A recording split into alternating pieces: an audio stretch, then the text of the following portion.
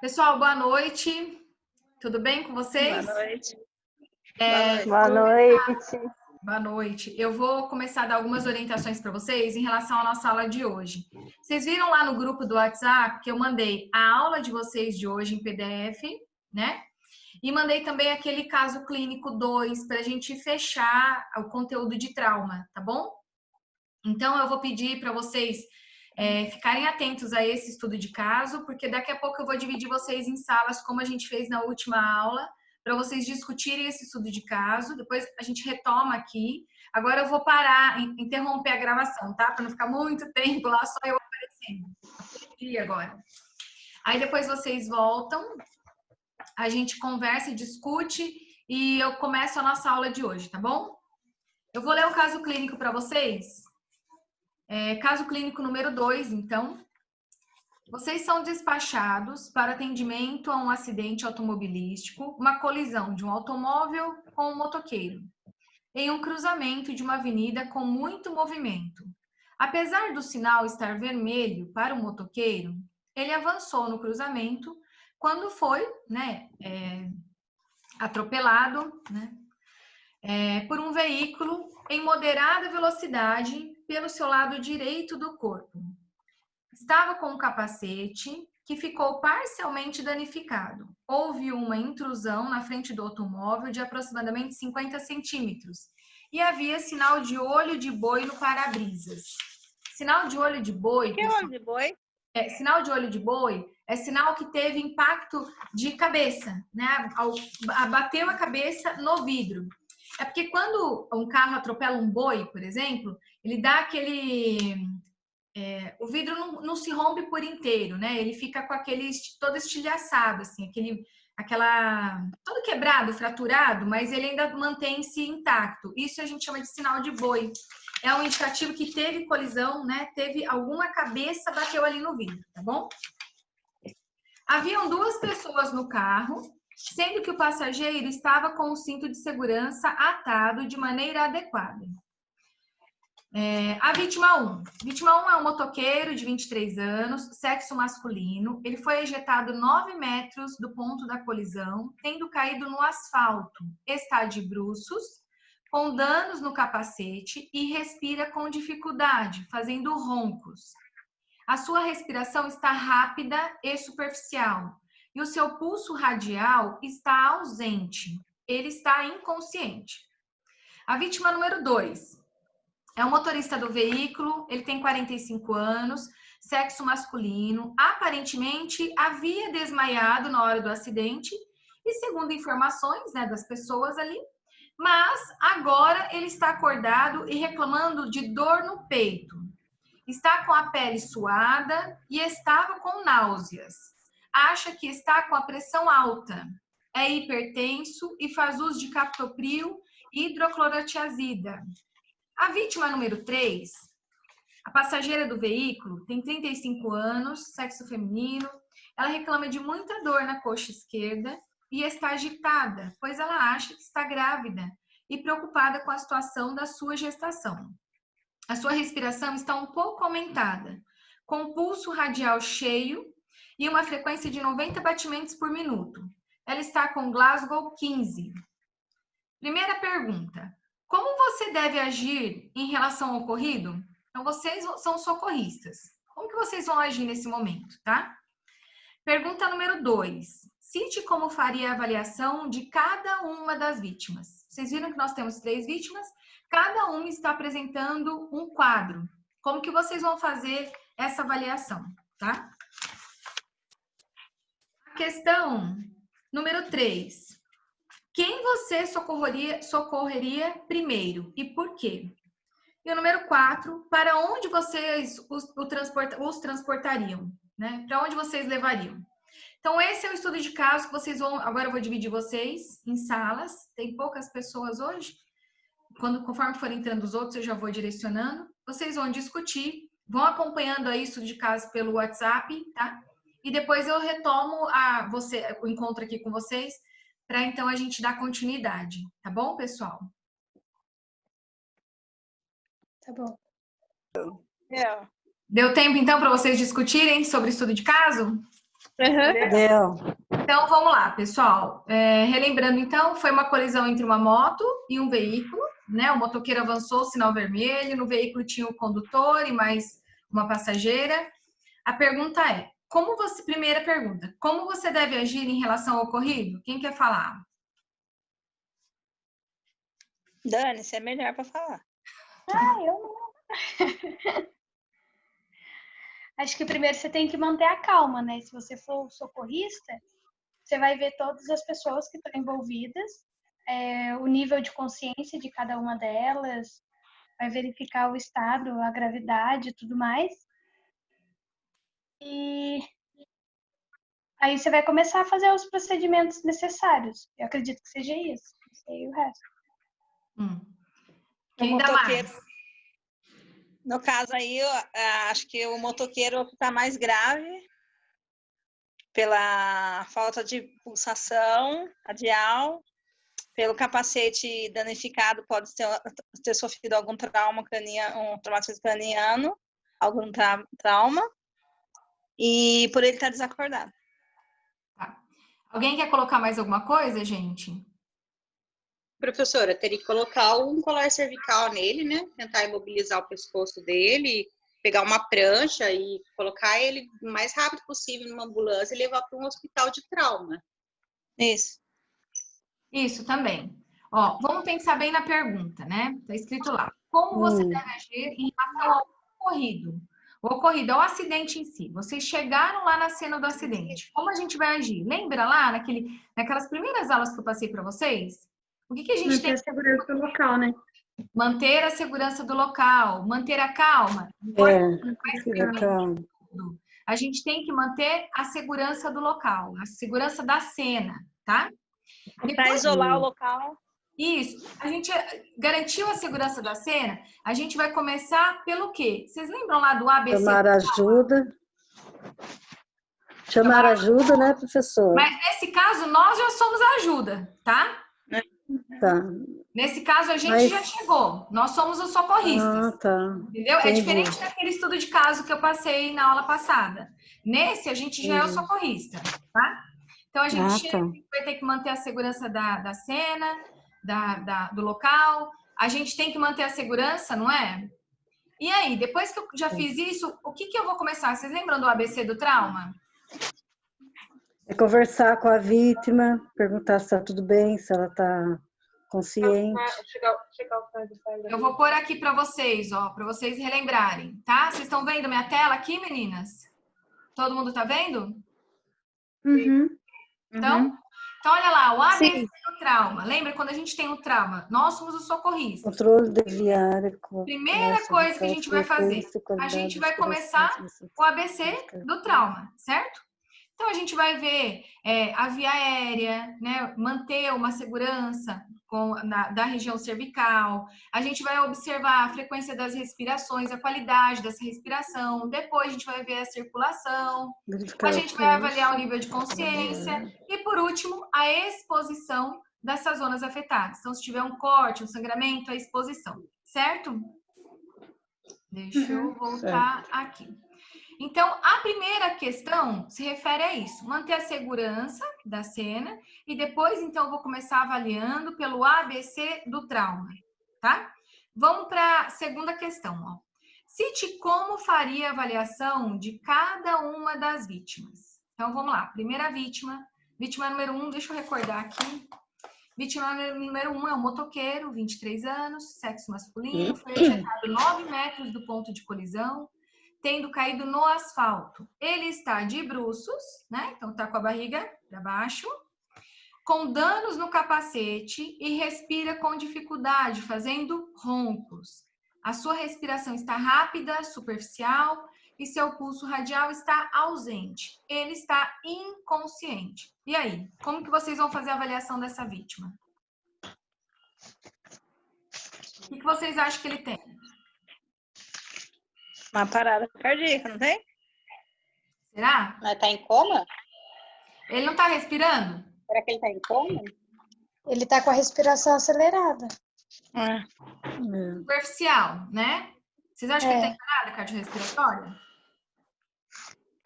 Pode estar com começo, professora? Olha só, vamos analisar. Ele está com uma respiração superficial e acelerada. E com ronco. Será que ele não pode estar com uma obstrução?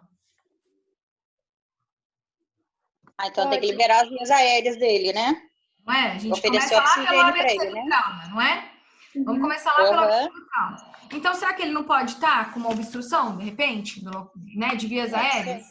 Né? A gente não sabe o que ele tem na boca, se ele tem uma prótese, se ele estava com alguma bala, né, alguma coisa no momento, ele pode estar com uma obstrução, não pode? Essa obstrução pode ser por algum objeto, esse barulho, esse ronco também pode estar relacionado a algum dano pulmonar dele? Pode também. Pode, não pode? Vamos ver lá. Ele tá com o capacete todo danificado. Isso indica Bateu a cabeça. uma lesão forte, né? Foi uma pancada forte, não é? Para lesionar o capacete, vocês concordam? E aí, vamos pensar em mais coisa. Ele tá com ausência de pulso radial. O que vocês acham que ele pode estar apresentando?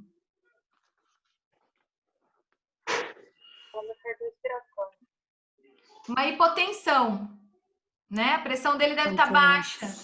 Ele está com o pulso fino. A gente não falou nada aqui de verificação de grandes vasos, grandes pulsos, não é pulso carotídeo, para falar se ele está numa parada cardiorrespiratória, certo, meninas? Ele está respirando, está apresentando respiração rápida e superficial, ele está com roncos e o pulso radial ausente, né? Mas o pulso radial é um pulso mais fino, não é mesmo? Não tem... Quando a gente vai avaliar uma vítima, a gente não vai no pulso carotídeo, que é um vaso maior, uma artéria maior, não é? Então, ele pode estar com uma hipotensão, né? Uma pressão bem baixa, não é? Que a gente não está conseguindo sentir a pulsação. Ou seja, o coração não está bombeando com muita pressão, esse sangue não está batendo com muita força contra a parede das artérias. Mas o que, gente? O que vocês acham que ele pode estar apresentando? Vamos ver a característica da respiração dele. Ele está inconsciente, ele está com um pulso fraco, né? Deduz que ele está com pulso fraco. Respiração superficial e rápida. Isso não pode ser um choque? Pode ser um choque hipovolêmico? Isso, exatamente. Pode ser um choque hipovolêmico, né? Pode estar Porque com se ele está com hemorragia. pulso, se ele está com pulsos, ausência de pulso arterial, ele pode estar apresentando um quadro de choque hipovolêmico, uma hemorragia interna, de repente, que a gente não falou nada aqui nesse estudo de caso que ele tem sangramento aparente, tá? Ele pode ter tido uma contusão pulmonar também, no impacto? Pode. Pode, tá? Ele pode ter tido um trauma torácico, certo? Então, essa é a primeira vítima. Sem falar que ele foi ejetado 9 metros. Olha só, ele, né, foi ejetado com uma distância muito grande, vocês concordam? Né? Então, ele tem uma chance de ter um trauma grave, uma chance altíssima. Vocês concordam comigo, meninas? Com certeza. Vocês acham que ele pode ter tido um traumatismo crânioencefálico? Professora, pode ter tido uma hemorragia interna? Pode. Daí, a ausência de pulso radial, a respiração superficial, rápida, né? Ele pode ter. Bom, gente, esse paciente é um paciente... Como vocês classificariam ele? Grave? Grave. Muito grave. Muito grave. Muito grave, né? Muito grave. Vocês viram como a gente começa a ter... A gente tem que ter esse olhar. Chegar na cena tem que ser tudo muito rápido, tá, pessoal? Isso é muito rápido, essa avaliação. Daí a importância de a gente saber essa sequência de avaliação no trauma, tá? A vítima número 2. Vamos ver lá a vítima número 2. Deixa eu ler para vocês. A vítima número 2 é o motorista do veículo. Ele tem 45 anos, sexo masculino. Aparentemente, ele havia desmaiado na hora do acidente, segundo informações colhidas ali no local. Mas na hora que vocês chegaram lá, ele estava consciente, tá? Ele está reclamando de dor no peito, ele está com a pele suada, então ele está apresentando sudorese e estava com náuseas. Ele acha que está com a pressão alta porque ele é hipertenso. Faz uso de medicamentos para hipertensão, né? Captopril e hidroclorotiazida. E aí, o que vocês acham dessa vítima?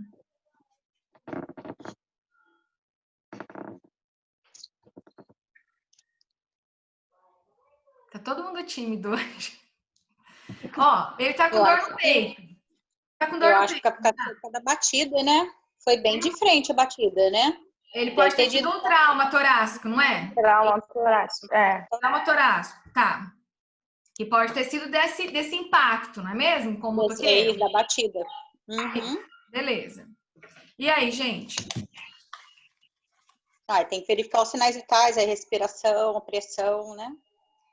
Ele tá sudoreico, né? Com essa dor no tórax. Vocês acham que ele pode ter? Ele pode ter fraturado alguma costela? Com certeza, perfurado o pulmão, de repente, né? Não é? Ele não pode estar apresentando um quadro de pneumotórax, um quadro de hemotórax. Vocês viram como a gente tem que abrir, né, o leque de possibilidades? Ele pode estar em choque, gente? Pode. Qual choque? Hipovolêmico também ou não? Hipovolêmico, né?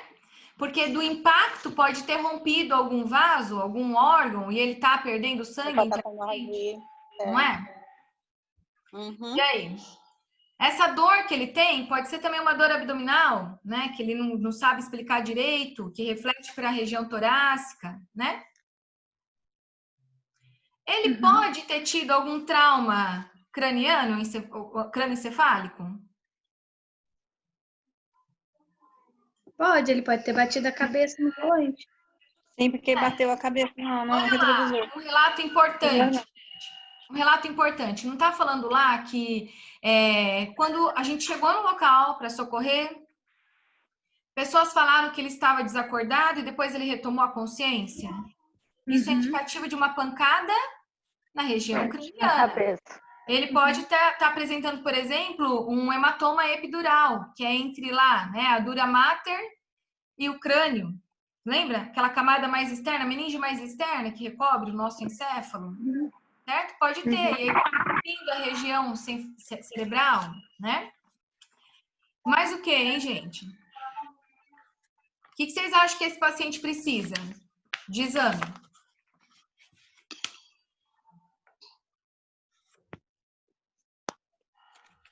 Precisa de uma tomografia? Tomografia, um raio-x do tórax. Também. Ele precisa principalmente, né, de uma tomografia, um raio-x de tórax, certo? Porque ele teve um quadro de inconsciência. Beleza? Fechou a segunda vítima? Vamos para a terceira vítima. Terceira vítima é uma... Deixa eu ver aqui.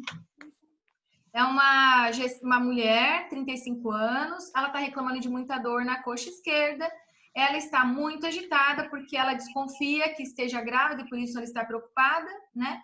A respiração dela está um pouco aumentada, lógico que ela está nervosa, mas ela está com um pulso radial cheio, uma frequência de 90 batimentos por minuto, e na escala de Glasgow ela está apresentando a pontuação de 15. E aí, essa vítima?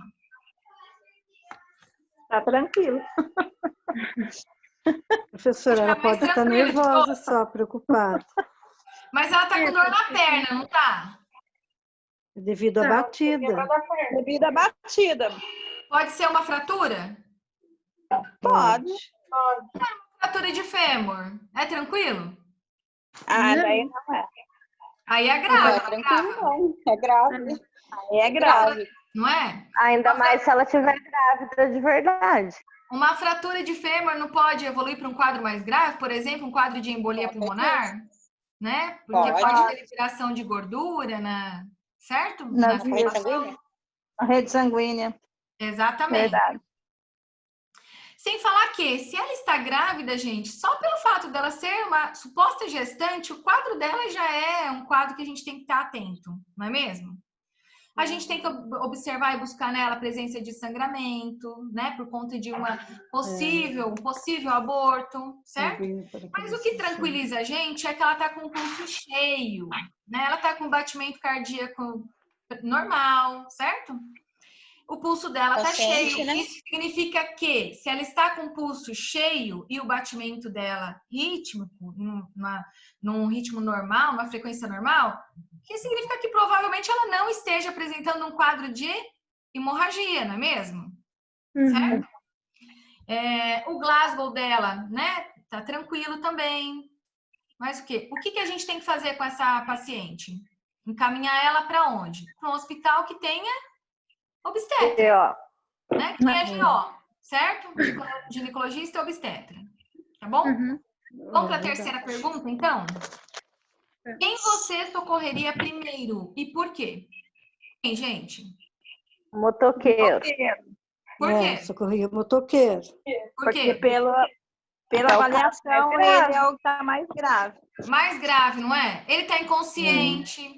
A gente não sabe o dano que ele levou na cabeça em relação ao trauma, no tórax, por conta dessa respiração dele. O pulso está ausente, ele está hipotenso. A gente não consegue mensurar exatamente o que está acontecendo com ele, porque a gente não tem exames ali, né? Utensílios para realizar esses exames de imagem. Então, ele é o mais grave. E aí, a gente levaria ele para onde? Ah, não, esse é o número 4. É a pergunta 4. Depois do primeiro, quem que a gente socorreria? O homem, o motorista. Por quê? Porque ele também está tendo pressão alta. Ele também pode estar tendo uma hemorragia interna. Ele pode estar tendo uma hemorragia interna. Essa dor no tórax dele, a gente não sabe exatamente o que é. Pode ser um hemotórax, um pneumotórax, né? Pode ser uma fratura de costela, certo? E ele ficou inconsciente também, né? A gente não sabe se ele está com hematoma, epidural, certo? E depois, por último, seria quem? A gestante, né? Que dos 3, embora ela possa estar com uma fratura de fêmur, por exemplo, mas dos 3, ela é que está menos grave, porque ela está com o Glasgow bom, né? A frequência cardíaca dela boa, o pulso cheio, a respiração dela um pouco acelerada, mas é normal. Quando a gente fica com medo, assustado, nervoso, acelera mesmo, né? A nossa respiração. Não deixe de ter importância em relação à observação, tá? Aí a última pergunta. Para onde vocês levariam, transportariam esses pacientes? Que tipo de hospital, gente? Hospital de trauma. Hospital de alta complexidade, não é? Né? Porque a gente pode precisar de uma UTI, vai ter que fazer uma tomografia, pode precisar de uma ressonância, pode precisar da cirurgia, exatamente. Tranquilinho, não é? Eu acho que já deu para vocês. Mais ou menos? Eu acho que deu para vocês entenderem um pouquinho mais de trauma, não deu, pessoal? Deu, né? Então, agora eu vou abrir aqui a nossa aula de hoje, que é aquela aula que eu mandei lá para vocês. Vocês vão acompanhando a aula comigo, tá bom? Se tiver alguma dúvida, manda no chat primeiro, para depois, para a gente evitar interromper muito a aula, mas depois, ou então anota aí que depois de toda a aula a gente vai tirando as dúvidas, tá bom? Mas se tiver dúvida durante a aula, vai mandando no chat, que aí eu já vou vendo se dá para encaixar a resposta e já vou respondendo para vocês, tá bom? Bom, deixa eu abrir agora a nossa aula de hoje.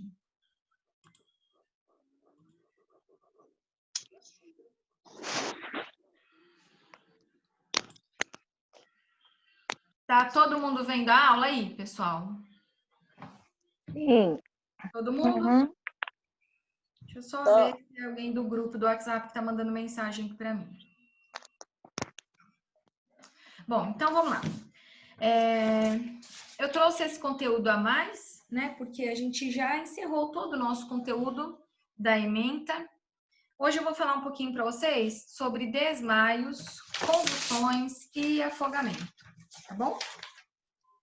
Então, pessoal, ó, desmaio. O que seria o desmaio? É a perda de consciência, onde a pessoa ela tende a recuperar-se espontaneamente, né? Por que ocorre o desmaio? Devido a uma diminuição dessa circulação e oxigenação cerebral. A pessoa desmaia e depois, logo em seguida, ela consegue se recuperar, tá? Sinais e sintomas do desmaio, tá? A pessoa ela pode apresentar-se pálida, com as extremidades frias. Não é uma diminuição da circulação? Então, a gente vai ter uma diminuição principalmente de circulação periférica. Por isso que ela vai ter extremidades frias, ela vai ficar mais pálida e a respiração suspirosa, tá? Após alguns minutos, ocorre uma tontura, a visão começa a ficar embaçada e súbita perda de consciência. Não sei se alguém de vocês já teve a péssima experiência de desmaio.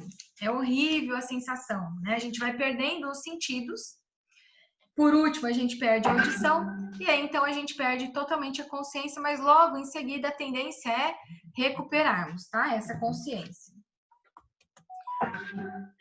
Vou ver aqui só um minutinho, pessoal. Deve ser algum amigo de vocês lá. Espera só um minuto.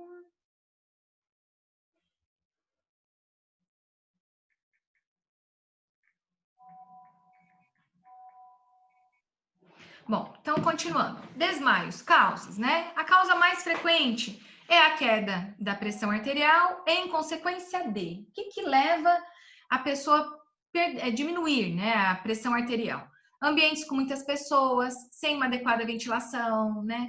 Fortes emoções, fome, queda do nível de açúcar, da glicose no sangue, insolação, calor excessivo, dor intensa e súbita. Lembra que eu falei para vocês lá na aula de técnicas básicas que a dor é o quinto sinal vital? Né? Porque ela é muito importante, ela acaba desencadeando uma desordem de todos os outros sinais vitais. Uma punção venosa pode deixar a pessoa estressada, nervosa e ela aí acabar desmaiando. Cenas com sangue, ou até uma injeção intramuscular, pessoal. Por exemplo, uma benzetacil, que a gente vai administrar, né, no nosso cliente. Ela dói muito, então aquela dor, em consequência, associado ao medo da injeção, pode levar a uma queda da pressão arterial brusca e a pessoa evoluir para um desmaio. E, normalmente, esses desmaios acontecem quando a pessoa está em pé, tá? Vou pôr aqui esse videozinho para vocês, ó. Filme e para acordar.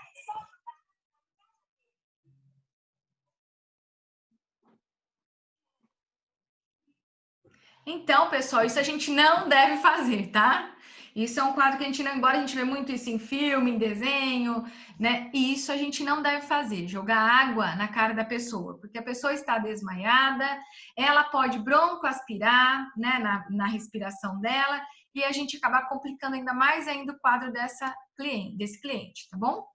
E o que a gente vai fazer, então, durante o desmaio? Então, ó, se a vítima estiver acordada, consciente, a gente vai sentar. Ela desmaiou, mas ela recuperou a sua consciência. Então, a gente vai pedir para ela sentar, abaixar a cabeça, fazer uma leve pressão na nuca para baixo, e esse movimento fará com que aumente a quantidade de sangue e oxigênio no cérebro. Então, a gente vai favorecer essa oxigenação cerebral.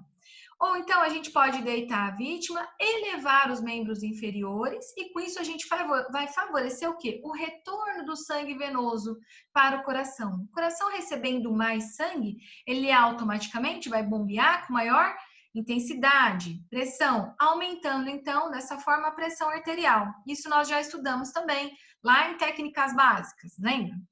E se a vítima estiver inconsciente, a gente então vai realizar a avaliação primária, aquele protocolo ABC.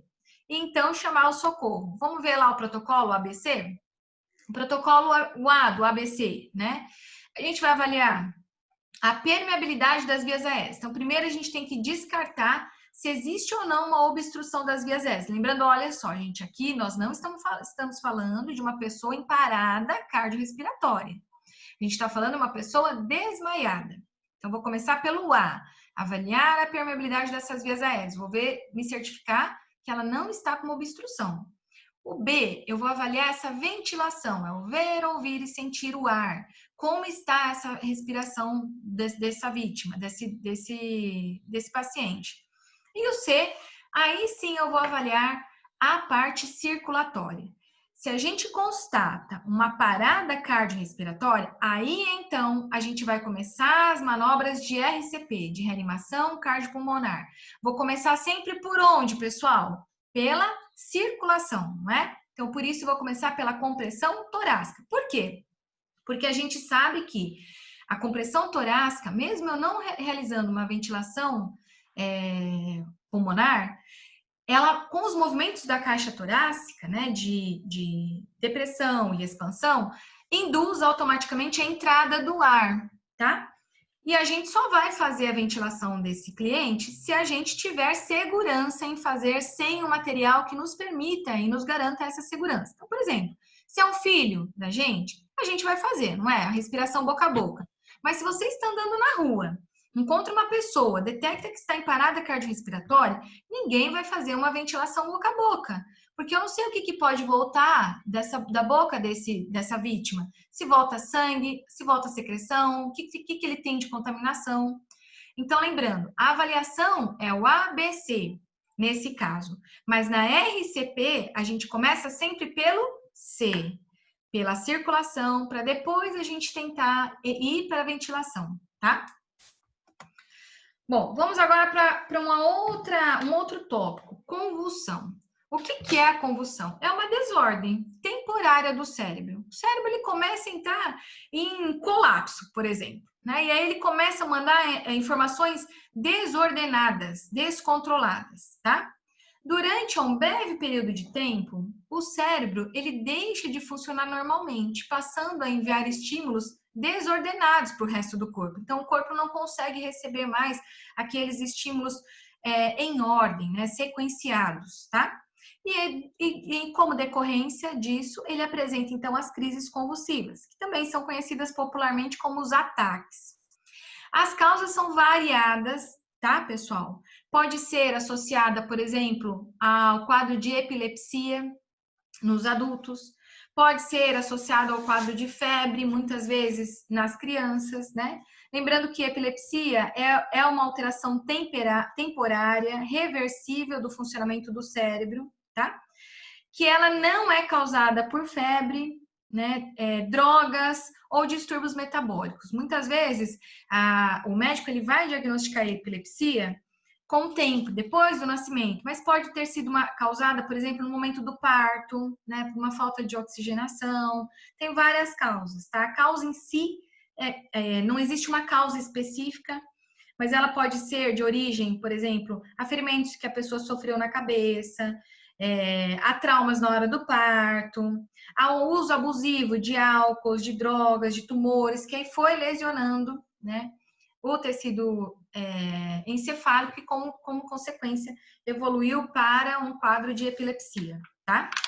A febre nas crianças é muito comum, porque a criança, ela com a febre alta, ela acaba apresentando uma desordem também dos estímulos elétricos conduzidos pelo sistema nervoso central, e aí ela apresenta esses quadros de convulsão. Então, ó, o sintoma... Oi? Professora, a falta de oxigênio no cérebro também, né? Do que você fala? Convulsão? Ela pode dar uma epilepsia. Tipo, a pessoa pode desencadear. A falta de oxigênio, não, a falta de oxigênio pode desencadear um quadro, a doença de epilepsia, entendeu? Mas não que a falta de oxigênio vai causar uma convulsão ali na hora, tá? Não, é o quadro de epilepsia, tá? Ah, tá. Isso. Então é isso mesmo. Foi o que eu falei lá anteriormente. Na hora do parto, se às vezes falta oxigênio, tem alguma lesão cerebral, pode evoluir futuramente para um quadro de epilepsia, tá? Sintomas. A pessoa apresenta cianose, ela pode gritar, né? Ela pode apresentar desmaio, inconsciência, ela pode apresentar aqueles movimentos convulsivos, onde ele apresenta aquelas contrações musculares severas, pode apresentar cialorreia, tá? E a fase pós-convulsão, ele apresenta um quadro de prostração. O paciente ele fica letárgico, ele fica todo mole, né? Eu nunca tive uma crise convulsiva, pessoal, mas quem já teve, já me relatou que após a crise convulsiva, imagina, durante a crise convulsiva tem um aumento tão grande, né, do metabolismo que a pessoa se contrai toda, que quando acaba, a tendência dela é relaxar, como se ela tivesse cansado ao extremo, tá? Por isso que ele fica prostrado, letárgico depois da convulsão. E o que a gente vai fazer? O que vai fazer durante essa convulsão? Então, olha, é importante. As convulsões por epilepsia, elas tendem a durar apenas alguns minutos. Portanto, a gente não deve fazer nada no paciente. É manter a calma e aguardar essa convulsão passar. Mas enquanto essa convulsão não passa, a gente tem que manter-se calmo, procurar acalmar as pessoas ao redor. A gente vai remover das proximidades, né, dessa vítima, dessa pessoa, objetos que possam ferir a vítima, porque ela vai se movimentar, ela vai se debater, ela está se contraindo, tem uma desordem, né, de estímulo elétrico. A gente vai ficar ao lado dessa pessoa para observar a respiração dela até que essa respiração volte ao normal, tá? E ela se levante. Então, ó, uma coisa importante, pessoal, a gente marcar o tempo das convulsões. Em quanto tempo essa pessoa ficou apresentando a convulsão. Isso é importantíssimo como informação para o neurologista, para fechar um quadro, né, de diagnóstico, tá? Então, falo, ó, cronometre o tempo de convulsão com um relógio, máximo de 5 minutos. Extrapolou 5 minutos, a gente já tem que se preocupar e ligar para alguma urgência e emergência, tá? Não contenha o paciente à força. A gente tem que proteger esse paciente para que ele não se machuque durante os movimentos de contração muscular. Mas a gente não vai agarrar esse paciente, tá? Não coloque nada na boca dele, porque ele tá sem controle. Se você for colocar alguma coisa na boca dele, tem gente que fala assim, tem que segurar a língua. Não, porque nessa ele pode travar a mandíbula.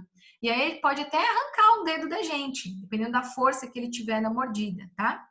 Importante, a gente vai proteger sempre a cabeça dessa pessoa, para que nos movimentos de contração involuntários, ela não tenha um traumatismo crânioencefálico. Se tiver de óculos, a gente vai remover os óculos, tá? Procure uma identificação dessa pessoa, um telefone, um documento com o nome. E a gente vai virar sempre esse paciente de lado. Por que eu viro ele de lado, pessoal? Porque durante a crise convulsiva ele pode apresentar cialorreia, que é excesso de salivação. E esse excesso pode obstruir, né, vias aéreas, ele pode broncoaspirar. E nessa de broncoaspirar, ele pode, então, aí sim, evoluir para um quadro de parada cardiorrespiratória. Né? Afrouxar as roupas apertadas para oferecer para ele o maior conforto possível e a melhor circulação possível, tá? O que a gente não vai fazer nunca vamos colocar objeto na boca dessa pessoa, nem tentar segurar a língua, né? Porque você corre risco de lesões em sua mão ou dedos e ainda pode fraturar a mandíbula dessa pessoa, né? Tentando livrar a sua mão. Não tente restringir os movimentos da pessoa em convulsão. Isso pode causar lesões musculares e de tendões e eventualmente fraturas dessa pessoa. Ou em você também, né? Da força que a pessoa tem muita força, tá, gente, na hora. Ó, não coloque álcool ou outras substâncias na face ou para a pessoa inalar. Isso não tem nada a ver com retorno, a retomada, tá? Da consciência, do estado normal, de equilíbrio dessa pessoa. O que fazer? Se for crises prolongadas ou crises seguidas sem recuperação de consciência com duração igual ou superior a 30 minutos, vão se caracterizar como um quadro de emergência, podendo, nesse caso, ter até risco de morte, tá? Então, a pessoa deverá ser encaminhada ao hospital, pois poderá ocorrer dano ao cérebro. Aí sim, durante essa crise convulsiva extensa, de longa duração, pode ter um comprometimento de oferta de oxigênio para os tecidos cerebrais, tá? E aí ela pode ter sim um dano.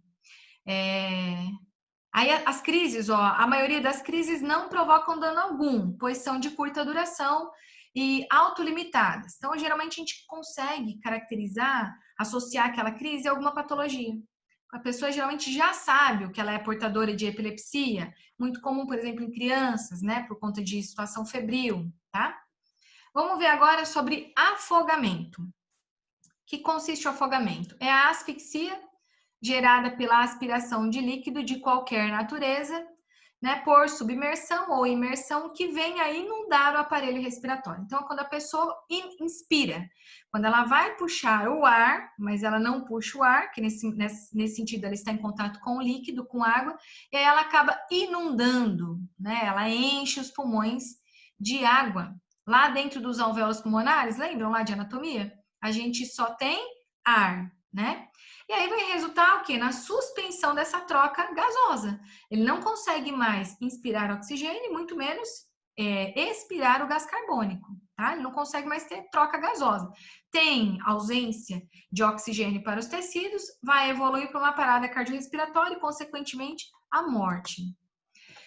O afogamento geralmente acontece por inconsciência, uma parada cardiorrespiratória e uma parada cardíaca. Então, imaginem que vocês estão nadando e por um mal súbito, sei lá, alguma situação súbita, vocês desmaiam. E aí vocês afundam nessa piscina e podem, né, na inspiração, evoluir para um afogamento.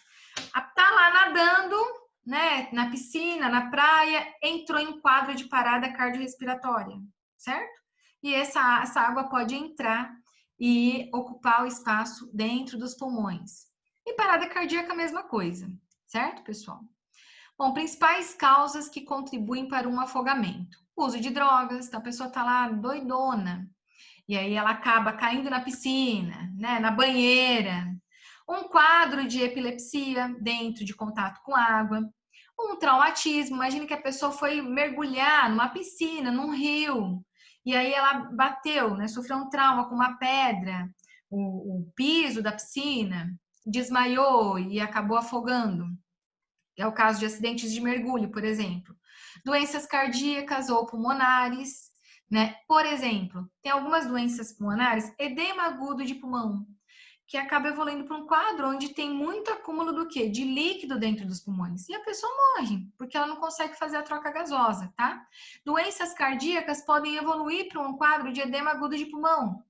Porque, por exemplo, insuficiência cardíaca congestiva, tá?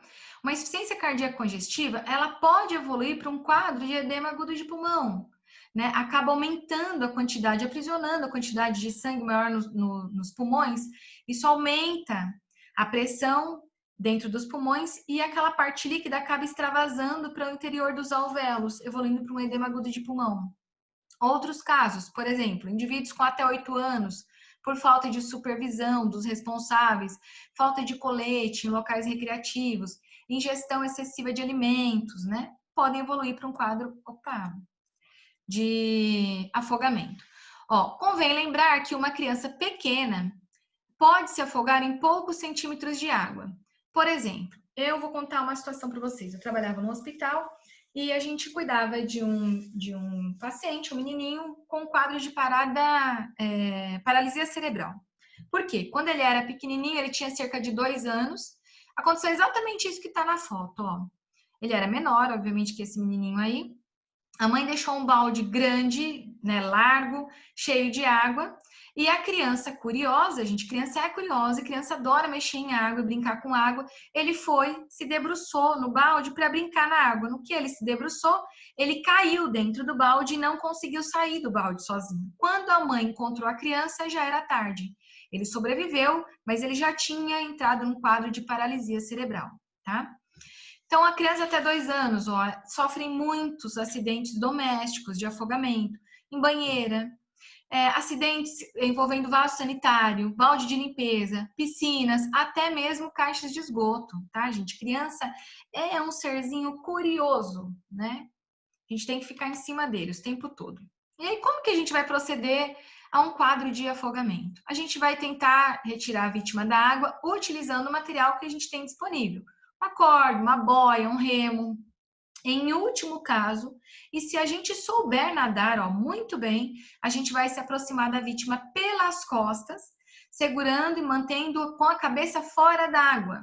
Cuidado com o afogamento duplo. Por que pelas costas? Porque se você vai abraçar de frente essa pessoa, ela tá tão desesperada, gente, ela tá se debatendo tanto, que ela não consegue entender que ela precisa se aquietar para você tirar. Ela, nesse desespero, pode acabar te levando ao afogamento junto com ela. Por isso que a gente pega por trás, para ela não conseguir nos agarrar também, tá? Ó, coloque a vítima deitada em decúbito dorsal, né? O que é decúbito dorsal? Barriga para cima. Quando ela estiver fora da água, e então a gente vai iniciar o protocolo de suporte básico de vida. É importante, uma vítima de afogamento, a gente manter essa vítima aquecida. O que a gente não deve fazer? Lançar-se na água, se a gente não souber nadar bem, procurar salvar um afogado que está muito longe da terra e deixar-se agarrar pela pessoa que quer salvar, porque se ela agarrar a gente é afogado junto, tá? Vou passar esse videozinho para vocês. Opa, foi muito... Ai, peraí. Não, aqui.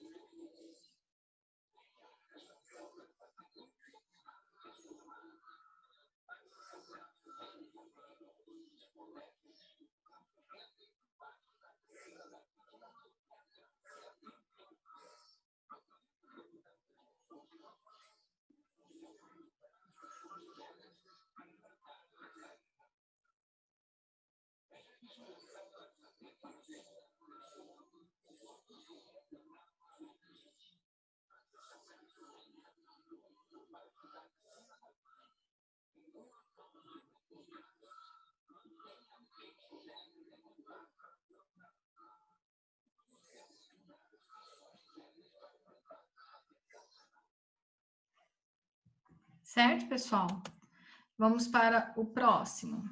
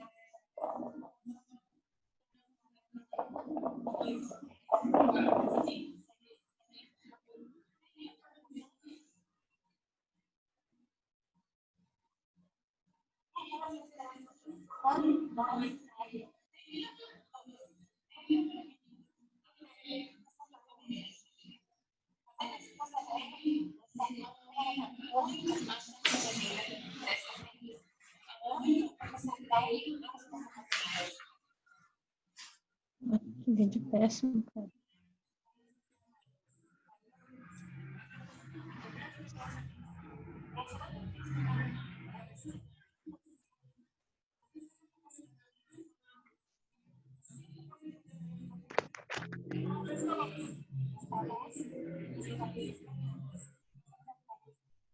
Ah, professora, Oi. Não tá dando para escutar nada, tá tudo ruim. Não tá saindo o áudio? Não, Dos outros vocês escutaram? não sei se é só eu aqui que não tô ouvindo, tem mais alguém aí, porque eu não tô entendendo nada. Tá travando. Pessoal, Também tá travando, tô escutando mal. os outros vídeos vocês escutaram ou não? Não sei. Não. Não? E só agora Só vocês me falam? Ó, então vou fazer o seguinte. Tava lendo. Então tá. Tem uns que tava lendo, esse agora não tava passando legenda, daí ficou difícil. Tá, então vamos fazer o seguinte, eu vou continuar a aula e aí depois vocês abram esse vídeo em casa, tá bom? Para assistir. Eu mando o link do vídeo para vocês, tá bom? Tá bom. Então tá, vou voltar lá na aula.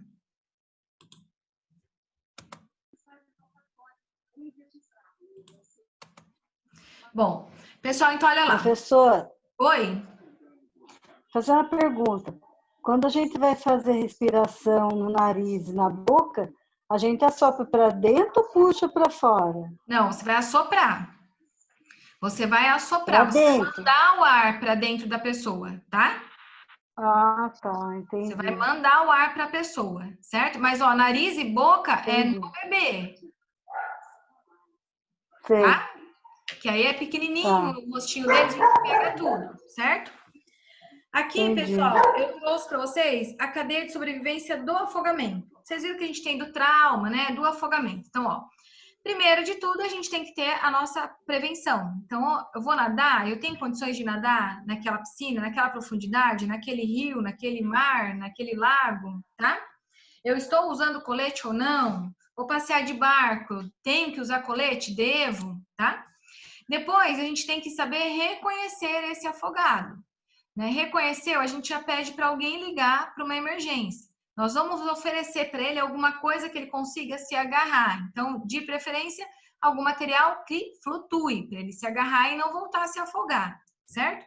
Eu vou remover ele da água. Se eu tiver condições de remover da água com material de flutuação, ótimo. Se não, a gente vai usar aquelas técnicas que foi mostrada lá no vídeo do Drauzio Varela, certo? E depois que eu tirei da água, eu vou iniciar com o suporte de vida da vítima de afogamento. Viu que como eles explicaram aí? Então, ó, vamos ver aqui suporte de vida do afogamento. Em afogado, a gente vai liberar as vias aéreas, né, fazendo a hiperextensão do pescoço. A gente vai verificar se existe ou não respiração, de que forma? Ver, ouvir e sentir.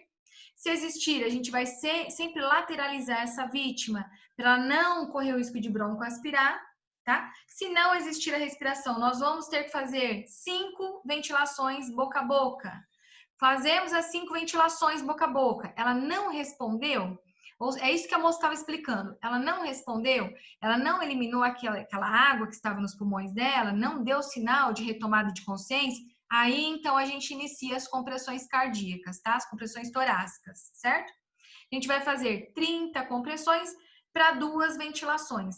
E a gente vai fazendo 30 para 2, 30 para 2, até que o socorro chegue. Lembrando que, se é uma situação que eu não conheço a vítima, eu não tenho condições de fazer essa ventilação boca a boca nela, porque eu não tenho como garantir a minha saúde, a minha segurança, a gente vai manter nas compressões torácicas, tá, pessoal? Aqui eu trouxe para vocês uma listinha de exercícios, não é para me entregar nada, eu quero que vocês agora reflitam, a gente vai parar a nossa aula, isso vai ficar como tarefinha de casa para vocês, tá? Vocês vão analisar essas perguntas, refletir, e na nossa próxima aula a gente vai iniciar a aula já fazendo esse debate como vocês fizeram hoje. Vou dividir vocês em salas e vocês vão discutir para depois a gente fazer essa troca de informações, certo, pessoal? Tem alguns exercícios, então não é para vocês ficarem preocupados em me entregar nada. Isso aqui é um bate-papo que a gente vai ter na próxima aula, tá? Aqui é a bibliografia e por hoje é isso, meninas. Um bom descanso para vocês. A gente tem o nosso próximo e último encontro nessa disciplina no dia 13, próxima quinta-feira, tá bom? Deixa eu fechar aqui, pedir para vocês abrirem as câmeras para a gente dar tchau. Vamos se despedir, pessoal? Cadê vocês? Todo mundo com vergonha? Deixa a tia só ver vocês para dar tchau. Meninas, um bom descanso para todas vocês. Oi, Vânia. Eu não Gente, abri. cadê o restante? Aparece aí, turma. Ninguém quer aparecer no vídeo? Tô deitada. Não tem problema, mostra a sua carinha. Tá certo? Pessoal, olha, muito obrigada pela participação. Um beijo. Deem uma analisada nessa Eu não estou conseguindo abrir meu vídeo, viu? tá bom? Quinta-feira a gente volta a retomar o assunto através desse debate aí sobre a aula de hoje, tá bom? Beijo, pessoal. A gente continua com vocês agora lá no WhatsApp, tá? Tchau, pessoal. Tá. Tá. Ah, boa noite.